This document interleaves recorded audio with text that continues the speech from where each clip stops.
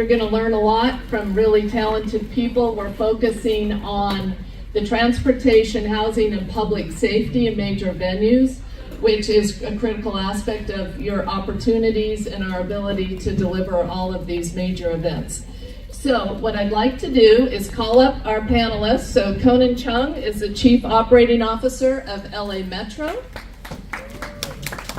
Christopher Jackson is the Assistant City Manager of the mighty city of Inglewood. Inglewood in the house. And Jackie Fila is the President of the Hotel Association of Los Angeles. And then Jason Skeen is our Assistant Sheriff of the LA County Sheriff's Department.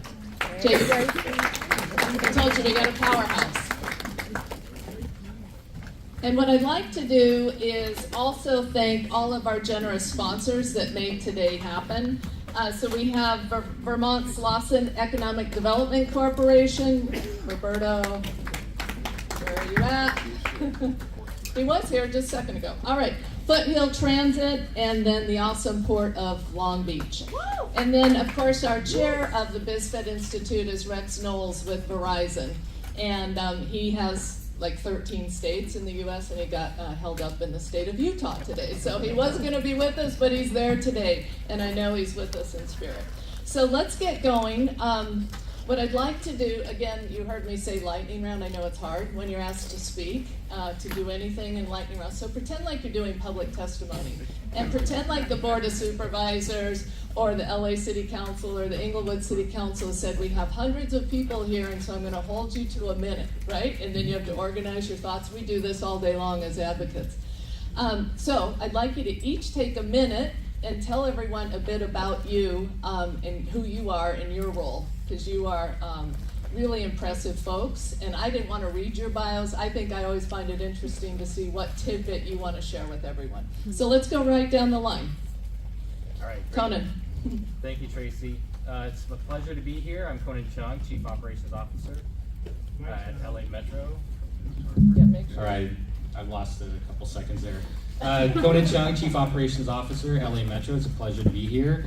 When we talk about LA Metro, we're really talking about the bus system, the rail system, but we're also talking about express lanes, bike share, microtransit, van pool, and so forth. So if you eat, shop, play, work, commute within LA, you're probably working on some of our systems. So obviously for this forum here, we're a big part of transporting the spectators and workforce to the various venues for major special events, whether it's the 2026 FIFA World Cup, 27 Super Bowl, or obviously the 2028 Olympic and Paralympic Games.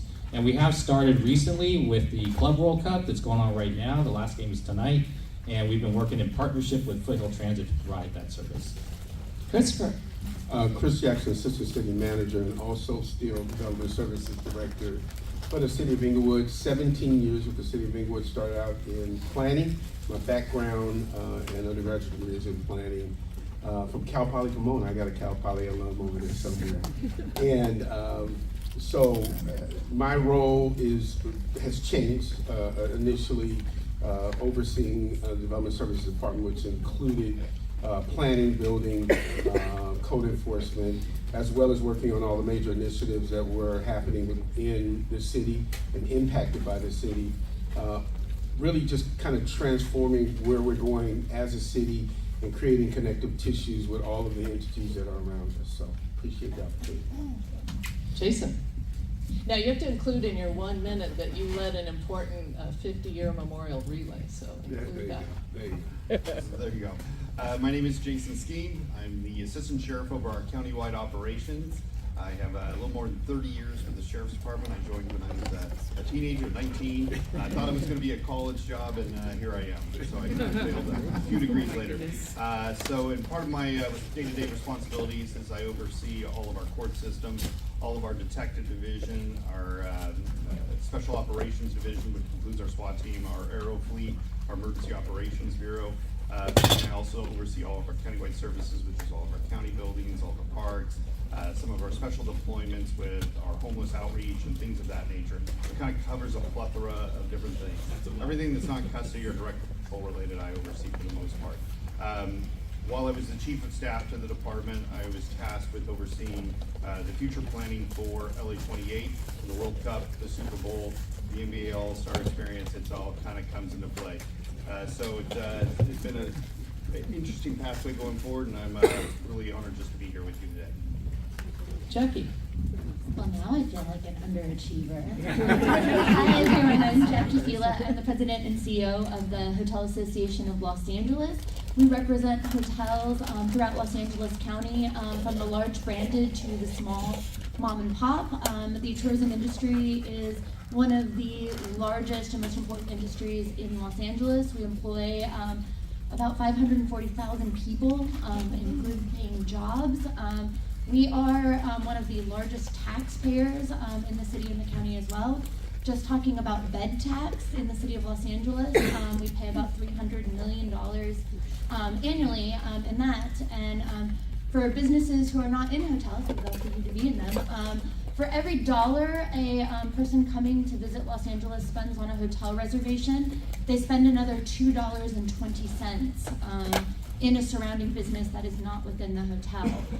When it comes to events, you can't actually be awarded a major event, like a Super Bowl, the World Cup, the Olympics, without what's called a room block agreement, a commitment by the industry to house the people that are going to be coming here. All of the people who are coming as guests, all of the people who are coming as related staff, and particularly for things like the Olympics, we'll be bringing in lots of folks in public safety, lots of transit folks, and we'll be housing them too. So happy to and excited to contribute to this conversation today. And Miss Underachiever also is a doctor. I should have introduced her as Dr. Jackie Fila. So. Not like the surgery kind, so not the useful one. All right, let's jump into it. So a little different than the last panel is I'm just going to ask you each specific questions. We won't do one question, everyone answer, so you don't know where it's coming next, and you're just going to be ready, all right? And we're going to have some fun, and then we'll leave it open. We'll get a few questions in, and we'll end on time. Okay, Conan, I'm going to start at Metro because the title of this is transportation. So here we go. How is LA Metro preparing to manage the expected surge in ridership during World Cup, Super Bowl, Olympics, and what infrastructure or services can riders expect by then? Thank you, great question. And in fact, I'll start with the infrastructure. I'm sure all of you have seen that we opened up our LAX Metro Transit Center on June 6th, a couple weeks ago. It's an amazing event. It's a game changer connecting LAWA LAX to our major transit hub and the K line, the Crenshaw line, as well as the C line and the Expo line, the E line. I'm still getting used to the letters, you know. But I mean, basically, that's really one of the starts of what we're building out for the future going up to 2028. We have the A line extending out to Pomona coming up. That's going to be serving some of the major venues out there now that we know that, you know, the venues have changed. And we are obviously extending our subway system to be in the D line especially out to Westwood and beyond to the VA hospital. So a lot going on as it relates to infrastructure development and building. We're also doing smaller things in terms of trying to improve the speed and reliability of our light rail system as well as our buses. So we're continuing to work on bus lanes, working with the cities and local jurisdictions on signal priority and so forth, and some special track work. Not to get too technical, but that allows us more flexibility in terms of operations. As far as service is concerned, just to put it into context, last September we finally got back to over 1 million boardings a year, which is where we were prior to the pandemic. So we were actually at 1.2 million boardings a year. We have about 2,100 buses in our fleet. The municipal operators, the 17 major ones, including Foothill Transit, also have, you know, a significant fleet when you put it all together.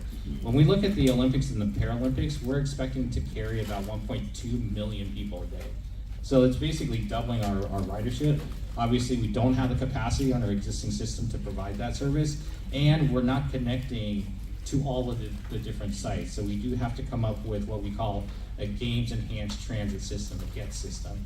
And it's going to be a system of dedicated routes that take you from temporary park and ride lots to the venues or to our major transfer hubs or from other mobility hubs to those locations. We're looking at needing about 2,700 buses. So again, we're doubling the fleet, or more than doubling the fleet. We can't do that alone. So we're going out throughout the country, borrowing, stealing buses from people. So we've gone out and we've talked to a lot of the major transit agencies out there. We have an informal commitment for about 650 buses or so. We're starting our own contingency fleet, so as we get new buses in, we're going to keep our old ones that are still good, put those into a contingency, so hopefully we'll be able to build up to that number.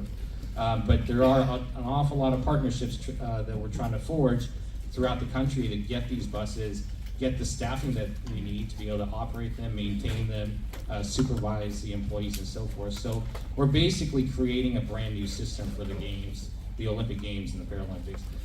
With respect to the World Cup, it's going to be also a heavy lift, but not as much so. We're looking at about 330 buses for that system. And just to put it into perspective, last time when we served Super Bowl 56, we carried about 5,000 to 6,000 people to SoFi Stadium.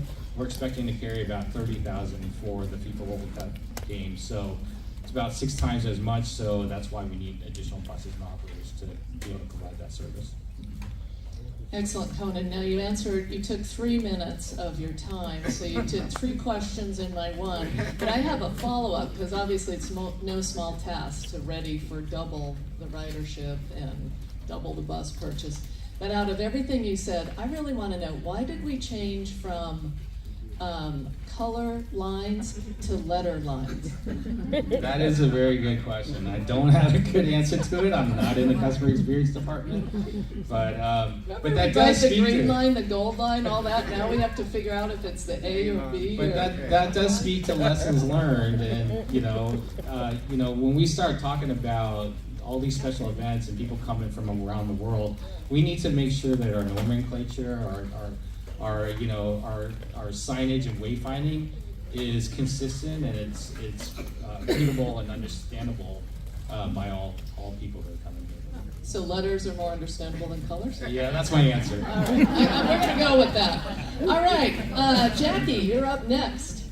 Obviously, so important on the hotel industry. Thanks for saying yes, because you get your hands full on every front. And you saw right from the get-go when Bill gave the poll, there was a lot of comment and concern around capacity and guest management and ability. So, how is the hotel industry preparing for the influx of visitors, of course, during all these events? And for you, what challenge is top of mind? Your list is probably 25 long, but if you could go to the top 1 or 2 issues. Sure. So, from a guest management perspective, I would say this is what hotels do. We're like, the saying, like, this is our Super Bowl. Like, every day is their Super Bowl. Like, they have a global workforce that welcomes a global series of guests who are here from business, leisure, or group events. So that side of it, we're not so worried about.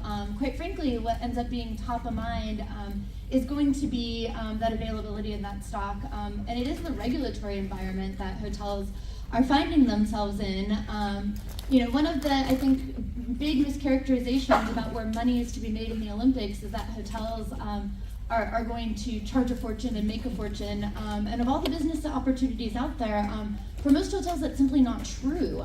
As I mentioned, part of the agreements to host these events requires what's called a room block, which requires hotels to commit usually 75% of their rooms years in advance to be available, that are well located, that have very, very, very strict price prescriptions to host all of these folks coming in, so that we have a place to put them and it's a place that people can afford. Some of these regulatory changes have now put a lot of hotels upside down in these contracts, and so that is our big worry. Is we've got these agreements that we want to work, and now we've got to figure out how to rework and make them work. They want to hang on to these global workforces, and tourism is really in a tough spot in Los Angeles right now. So there's that, and then there's the other piece of it that LA as a county is really under hotel. And we want to see more partnerships with our governments that actually help us build up that stock. And right now, the regulatory environment also makes that pretty difficult. So We are looking to partner more, get government more engaged, and sort of helping to grow that tourism industry, because really everybody benefits. And it's going to be really important to the city that we rebound that tourism industry, because we are the largest unrestricted taxpayer in the city, and without that, it's going to be harder to have more money for transit. It's going to be harder to have more money for public safety. So we're really looking at sort of building up that industry now that has suffered just waves of things, from fires to tariffs to raids and unrest, to looking forward to hosting these events.